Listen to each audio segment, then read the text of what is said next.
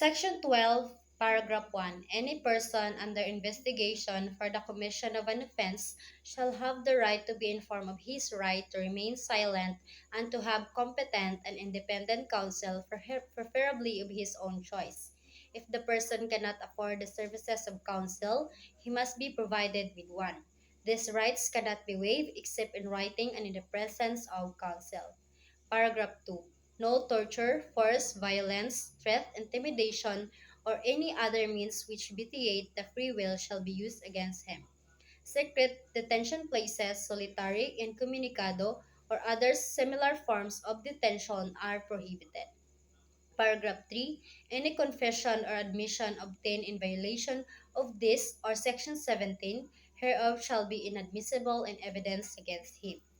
Paragraph 4. The law shall provide for penal and civil sanctions for violations of this section, as well as compensation to the rehabilitation of victims of torture or similar practices and their families. Section 13.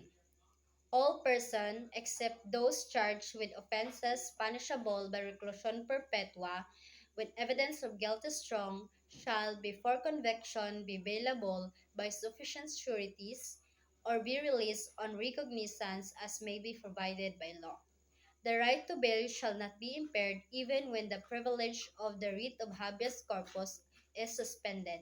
Excessive bail shall not be required. Section 14, Paragraph 1.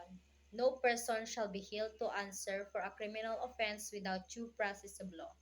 Paragraph 2. In all criminal prosecutions, the accused shall be presumed innocent until the contrary is proved, and shall enjoy the right to be heard by himself and counsel, to be informed of the nature and cause of the accusations against him, to have speedy, impartial, and public trial, to meet the witnesses face to face, to have compulsory process to secure the attendance of the witnesses and the production of evidence on his behalf. However, after arraignment, trial may proceed notwithstanding the absence of the accused, provided that he has been duly notified and his failure to appear is unjustifiable. Section 15.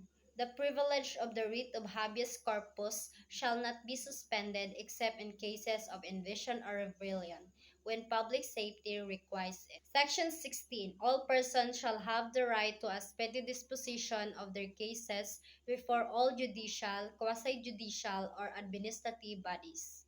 Section 17. No person shall be compelled to be a witness against himself. Section 18, Paragraph 1. No person shall be detained solely by reason of his political beliefs and aspiration. Paragraph 2. No involuntary servitude shall exist except as a punishment for a crime whereof the party shall have been duly convicted. Section 19, Paragraph 1. Excessive fines shall not be imposed, not cruel, degrading, or inhuman punishment inflicted.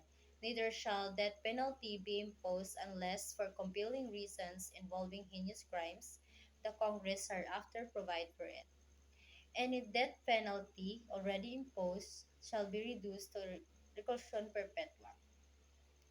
Paragraph 2. The employment of physical, psychological, or degrading punishment against any prisoner or detainee, or the use of substandard or inadequate penal facility under subhuman conditions shall be dealt with by law. Section 20. No person shall be imprisoned for debt or non-payment of a poll tax. Section 21. No person shall be twice put in jeopardy of punishment for the same offense. If an act is punished by a law and an ordinance, conviction or acquittal under either shall constitute a bar to another prosecution for the same act. Section 22.